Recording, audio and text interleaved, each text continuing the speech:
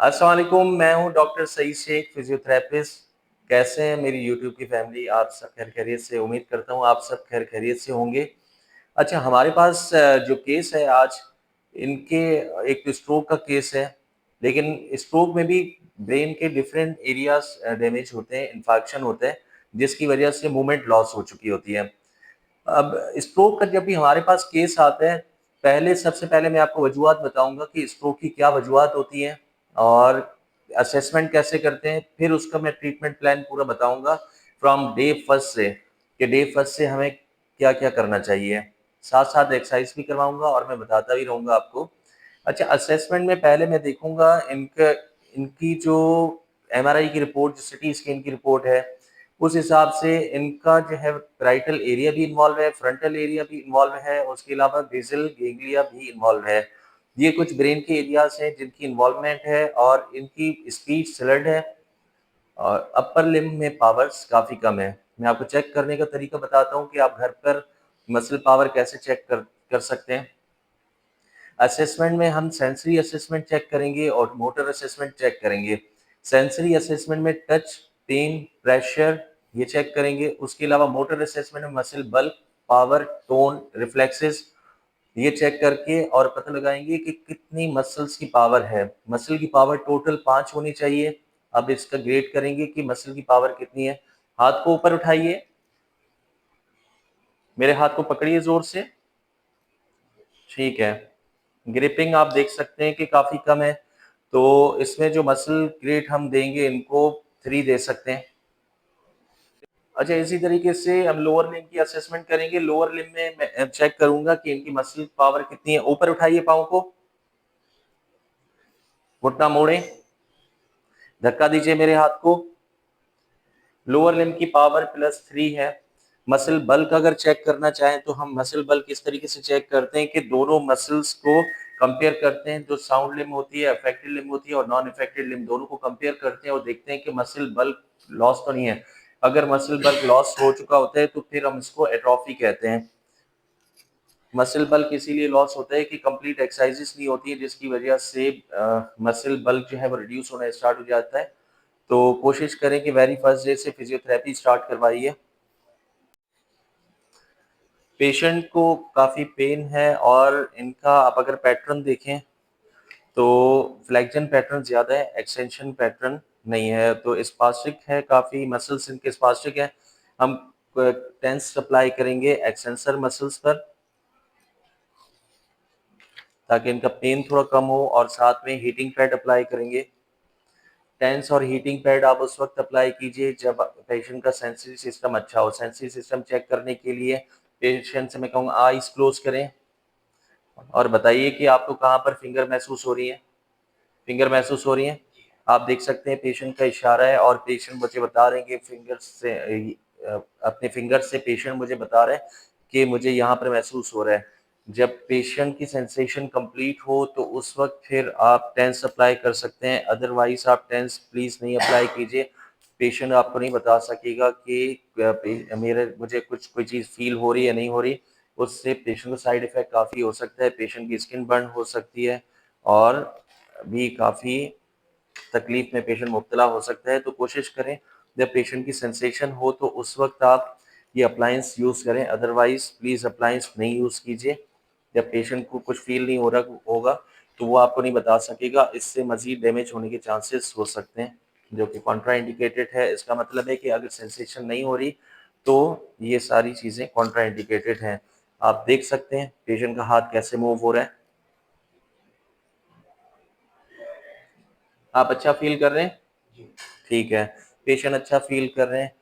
तो स्ट्रोक की मैंने वजूहात जब तक 20 मिनट्स तक टेंस लगा रहे तो मैं आपको बताता रहूँगा कि स्ट्रोक की वजूहात ये होती हैं कि अगर पेशेंट अल्कोहलिक है, डायबिटीज़ है, ब्लड प्रेशर में मुब्तला है, तो इन कंडीशंस में स्ट्रोक होने के चांसेस ज़्यादा होते हैं। ऐसे पेशेंट्स जो कि ब्लड प्रेशर, डायबिटीज़ में मुब्तला हैं, तो अपनी मेडिसिन का आप रेगुलर इस्तेमाल कीजिए अकॉर्डिंग टू फिज़िशियन, जैसे फिज़िशियन ने आपको बताया कि मेडिसिन आपको लेनी है। और अगर इस्केमिक हार्ट डिज़ीज़ है, हार्ट के पेशेंट्स अपनी मेडिसिन्स नहीं लेते, उसकी वजह से भी स्ट्रोक होने के चांसेस ज़्यादा हो जाते हैं। कोशिश करें कि आपको जो भी सिम्पटम्स हैं, तो उसकी मेडिसिन बाकायदगी से उनका इस्तेमाल कीजिए, ये आपकी सेहत के लिए बहुत मुफ़ीद है। अच्छा, 20 मिनट्स कंप्लीट हो चुके हैं, मैं अब टेंस रिमूव करूँगा। हीटिंग पैड भी उतार देंगे।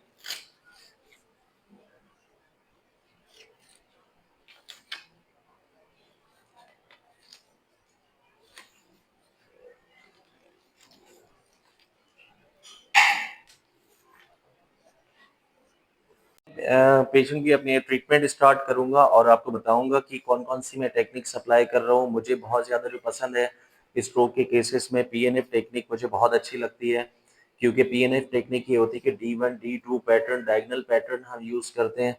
अगर पेशेंट जो है वो कॉन्ट्रैक्चर इनका फ्लेक्शन पैटर्न है, तो उसके लिए मैं इन्हिबिशन पैटर्न अप्लाई करूँगा और डी1 जो है extension pattern, D two extension pattern apply करूँगा ताकि एडिशंस ब्रेक हो और कॉन्ट्रैक्चर्स ना हो। सिनर्जी पैटर्न ब्रेक करने के लिए मैं डी1, डी2 पैटर्न एक्सटेंशन में अप्लाई करूँगा इनका। आप इस तरीके से ऐसे लोग जो घर पर फ़ालिज के मर्ज़ में मुब्तला हैं, तो इस तरह से एक्सरसाइज़ आप कर सकते हैं घर पर। पेशेंट को पेन बहुत शदीद है शोल्डर में, आप लेते हैं।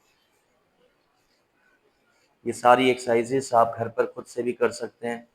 आप देख सकते हैं कि पेशेंट को बहुत शदीद पेन है।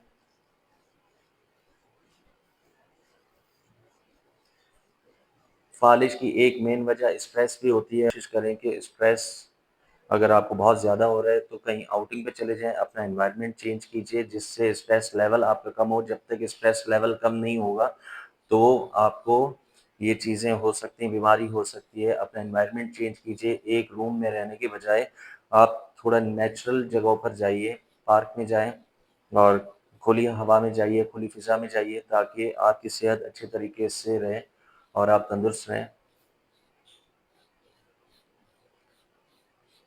हमारे यहाँ पाकिस्तान में आजकल शरह बहुत ज़्यादा हो गई है फ़ालिज के पेशेंट्स की। उसकी मेन वजह ये है कि कोई फ़ाइनेंशियली प्रॉब्लम में मुब्तला है, कोई फैमिली मैटर्स में मुब्तला है कि आपस में लड़ाई होने की वजह से स्ट्रेस ज़्यादा होता है, उसकी वजह से एक-दूसरे से चीज़ें लिंक हुई भी होती हैं। अगर आप गुस्सा ज़्यादा करते हैं तो ब्लड प्रेशर आपका इंक्रीज़ हो सकता है, उसकी वजह से कोई ना कोई नर्व डैमेज होती है ब्रेन की और आप स्ट्रोक में मुब्तला हो सकते हैं। तो कोशिश करें अपने आप को काम रखें, डाउन रखें, जिसकी वजह से आप जो है इस बीमारियों से बच सकते हैं। इस तरह सारी एक्सरसाइज़ेज़ आप परफ़ॉर्म करते रहेंगे, आप मेरी हैंडलिंग देखें, घर पर आप खुद से कर सकते हैं ये सारी वर्जिशें। जो ऐसे लोग जो यहाँ पर नहीं आ सकते, हॉस्पिटल साइट पर आपको सहूलत मुयस्सर नहीं है, फाइनेंशियली प्रॉब्लम की वजह से हॉस्पिटल में नहीं आ सकते, ये मेरी वीडियो ख़ास तौर पर उन लोगों के लिए जो कि यहाँ पर हॉस्पिटल की सहूलत नहीं अफ़ोर्ड कर सकते हैं, तो प्लीज़ उन तक ये मेरी मूवी पहुँचाएँ, मेरी वीडियोज़ सारी उन लोगों तक पहुँचाएँ, जो कि अफ़ोर्ड नहीं कर सकते हैं। हो सकता है इस चैनल से किसी का भला हो जाए और जो है वो इन चीज़ों से अपनी सेहत को बहाल कर सके। एजुकेशन बहुत इम्पोर्टेंट है, कोशिश करें कि आप में अल्लाह ताला ने जितनी सलाहियत दी है, उस एजुकेशन को फैलाएँ, ये भी एक सदक़ाए जारिया है। इस तरह से आप पेशेंट की हैंड की देखिए मूवमेंट कैसे करवाएँगे, हाथ को नीचे लेकर आएँगे, फिर वापस इसको हम एल्बो फ्लेक्शन और एक्सटेंशन कहते हैं। फ़ालिज में सबसे ज़्यादा प्रॉब्लम होता है जब पेशेंट फ़ालिज में मुब्तला होते हैं हॉस्पिटल साइट पर, तो पेशेंट सबसे पहले मुझसे पूछते हैं क्वेश्चन ये पूछते हैं कि डॉक्टर साहब आप हमें बताएँ कि हम वॉशरूम तक कैसे जाएँ? तो क्योंकि बेसिक नीड्स होती हैं, वॉशरूम जाने के लिए परेशान होते हैं पेशेंट्स, तो मेरी यही कोशिश होती है फर्स्ट प्रायोरिटी पर कि उनके लोअर लिम्ब्स को जल्द से जल्द ठीक किया जाए। अपर लिम्ब को मैं साथ-साथ करके देख रहा होता हूँ। ये देखिए मैं पेशेंट को फ्लेक्शन और एक्सटेंशन पैटर्न अप्लाई कर रहा हूँ। आप देखिए मैं शोल्डर की कैसे मूवमेंट करवा रहा हूँ। सबसे पहले पेशेंट के शोल्डर को फ्लेक्शन और एक्सटेंशन में लेकर जाएँगे। इस तरह से पहले देखिए पेशेंट के फेस से हम देख रहे थे कि कितना शदीद पेन हो रहा था, लेकिन अल्लाह का शुक्र है एक्सरसाइज करवाने के साथ-साथ इनकी वैसोडायलेशन हो रही है और अच्छे तरीके से ब्लड फ्लो हो रहा है, तो ये पेन आहिस्ता-आहिस्ता फिर कम होगा। आप जितनी एक्सरसाइज़ेज़ घर पर कर सकते हैं, कम से कम दिन में 3 से 4 मर्तबा कीजिए और 15 टू 20 टाइम्स रैप के साथ करें। आपको काफ़ी फ़र्क नज़र आएगा अपने आप में और इतनी सख्ती महसूस नहीं होगी। स्ट्रोक होने की वजह से ब्लड फ्लो काफ़ी हद तक एरियाज़ में सप्लाई नहीं होता। आपके लिम्स में ब्लड फ्लो जो है वो कमी वाक़या हो जाती है, स्लो हो जाता है, जिसकी वजह से ये कॉन्ट्रैक्चर बनना स्टार्ट हो जाते हैं। तो आपको ये अगर अपने स्ट्रक्चर को बहाल रखना है और अच्छे तरीके से रखना है तो सारी वर्ज़िशें मुकम्मल तौर पर करनी होंगी। ऐसे पेशेंट जिनका हैंड जो है वो इस तरह से क्लॉ हैंड बन जाता है, उनके लिए मैं बताऊँगा कि कॉकअप स्प्लिंट होता है, आप नाइट स्प्लिंट का यूज़ कर सकते हैं ताकि आपका हाथ स्ट्रेट रहे और इस तरह के चूँकि स्ट्रोक के केसेस में भी डिफरेंट तरह की वैराइटीज़ हमें मिलती हैं। मैं कोशिश करूँगा कि अपनी वीडियोज़ में आपको मैक्सिमम जितना मेरा एक्सपीरियंस है, मैं पूरे तरीके से आपको गाइड करता रहूँ। जो ऐसे पेशेंट जो कि फुट ड्रॉप की तरफ जाते हैं, उनको हम एफओ दे देते हैं, एंकल फुट ऑर्थोसिस कहते हैं उसको। वो आप जॉगर्स में पहनकर वॉक कर सकते हैं। इससे जो पेरोनियल नर्व है, उसको काफ़ी हेल्प मिलती है और दोबारा से पेशेंट जो है वो फुट ड्रॉप से वापस आने की कोशिश करता है। अगर फुट ड्रॉप रहेगा, तो मसल वेस्ट होते रहेंगे और नर्व भी अपना काम प्रॉपर तरीके से नहीं करेगी। तो कोशिश करेंगे जो चीज़ें बताता जाऊँ आपको, उन चीज़ों को इम्प्लीमेंट करें। अगर कहीं पर आपको कोई प्रॉब्लम हो रही है, तो मुझे कमेंट सेक्शन में ज़रूर लिखें, ताकि मैं आपकी मैक्सिमम हेल्प कर सकूँ। मेरा एक्सपीरियंस इंटरनेशनल हॉस्पिटल्स में ज़्यादा रहा है, तो उसी तर्ज पर मैं आपको सारी ट्रीटमेंट सिखाऊँगा। मेरी कोशिश तो यही है कि आप मैक्सिमम जितनी एक्सरसाइज़ेज़ मुझसे सीख सकते हैं, वो सीखें। फिज़ियोथेरेपी सीख सकते हैं, सीखिए और फिर खुद घर पर अप्लाई कीजिए अपने ऊपर। इंशाल्लाह उससे काफ़ी आपको फ़ायदा होगा। बहुत ही आसान लफ्ज़ों में मैं सिखाने की कोशिश करता हूँ। फिर भी आप लोगों को कहीं मुश्किल होती है, तो आप लोग मुझसे राब्ता कर सकते हैं, मुझे बता सकते हैं कि मैं किस तरीके से आप लोगों को क्या-क्या चीज़ें समझाऊँ।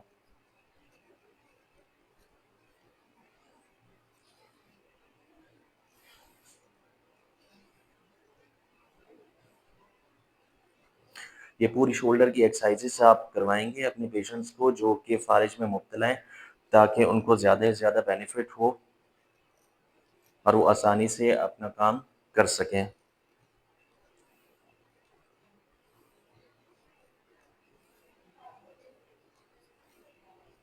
रिपीट करवाएँगे 15 टू 20 टाइम्स, इससे बहुत फ़ायदा होगा। फिर इस तरीके से दोनों हाथ मिलाइए आपस में, ऊपर उठाएँ। पेशेंट को सेल्फ घर पर भी आप बता सकते हैं कि ये एक्सरसाइज़ेज़ आप घर पर करते रहिए।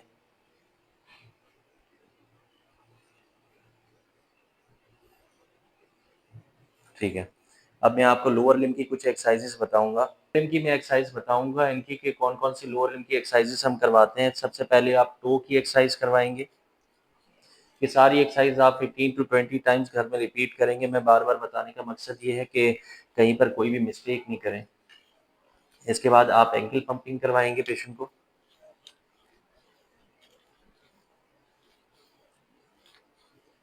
एंकल पंपिंग करवाने के बाद फिर आप नी फ्लेक्शन और एक्सटेंशन, इसमें भी आप ईएनएफ टेक्निक अप्लाई कर सकते हैं। आपके अपने हिसाब से मैं कोशिश कर रहा हूँ कि जितनी आसान बता सकता हूँ, उतनी आसान एक्सरसाइज़ेज़ बताऊँ ताकि घर पर आप कोई एक्सरसाइज़ करवा रहे हों, तो आपको मुश्किल ना हो। अब ये सारी एक्सरसाइज़ पावर पे डिपेंड करता है कि मसल पावर कितनी है। अगर मसल पावर अच्छी है, तो मैं पेशेंट से कहूँगा कि धक्का दें आगे। ये देखिए, ईज़िली ये मुझे रेज़िस्ट कर रहे हैं और आगे की तरफ कर रहे हैं, तो इससे इनकी स्ट्रेंथ अच्छी डेवलप होगी।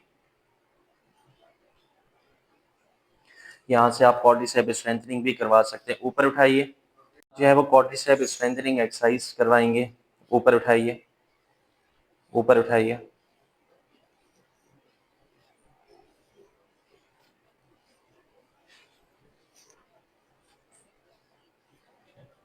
क्वाड्रिसेप स्ट्रेंथनिंग एक्सरसाइज के बाद आप एसएलआर करवाएँगे। पेशेंट से कहेंगे एसएलआर ये होता है स्ट्रेट लेग रेज़। पेशेंट से कहेंगे कि अपने पाँव को ऊपर उठाइए, ऊपर उठाएँ, फिर ऊपर उठाइए। पेशेंट की एबडक्शन और एडक्शन करवाएँगे।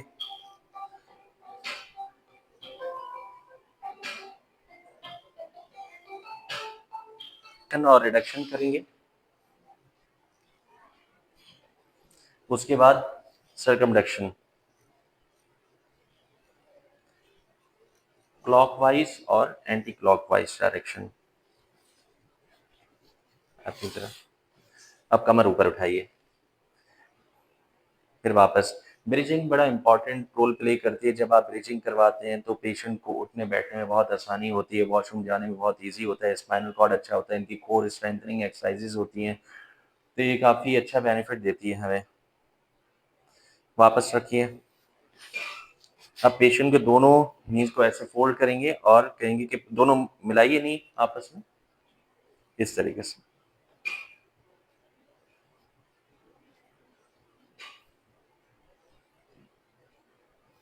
वापस आइए। ये हमने कंप्लीट लिम्फ फिजियोथेरेपी करवाई। लिम्फ फिजियोथेरेपी करवाने के बाद फिर पेशेंट को हम सिटअप्स करवाएंगे। पेशेंट से कहेंगे कि ऊपर उठें, ऊपर उठ जाए, ये हाथ दीजिए, फिर वापस बैठिए, फिर वापस।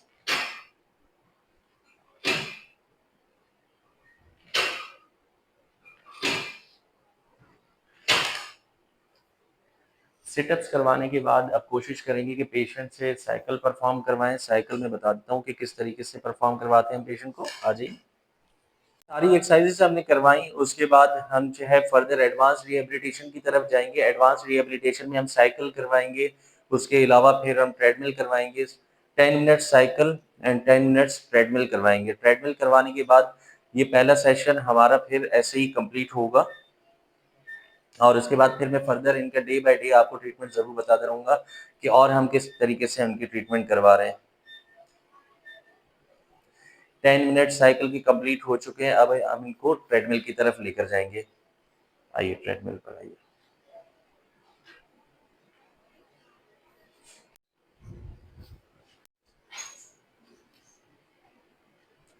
ट्रेडमिल स्टार्ट करेंगे, लेकिन ट्रेडमिल स्टार्ट करने से पहले आप पेशेंट को गाइड करेंगे कि आप आगे चलते जाइए। तो पेशेंट को गाइड करना बहुत ज़रूरी होता है। ऐसा ना हो कि ट्रेडमिल चल रहा हो और आप देख सकते हैं कि पेशेंट माशाल्लाह किस तरीके से वॉक कर रहे हैं और लोअर लिम्स की पावर काफ़ी इंप्रूव हो चुकी है, बहुत ज़बरदस्त।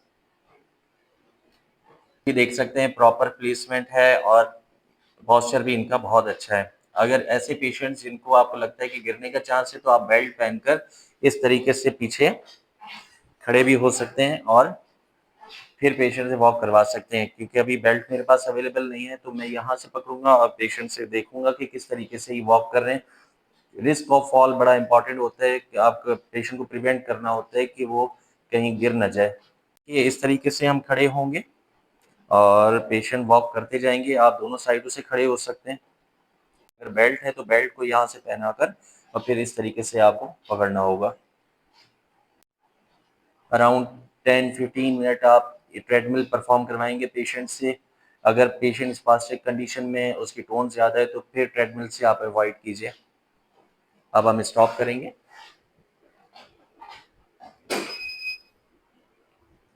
हाँ जी। आपने देखा कि फर्स्ट सेशन हमने जैसे परफॉर्म किया। तो अगर आपको मेरा चैनल अच्छा लगा, लाइक कीजिए, सब्सक्राइब कीजिए, कमेंट सेक्शन में ज़रूर बताइएगा। बहुत बहुत शुक्रिया आप सबका। अल्लाह हाफिज़।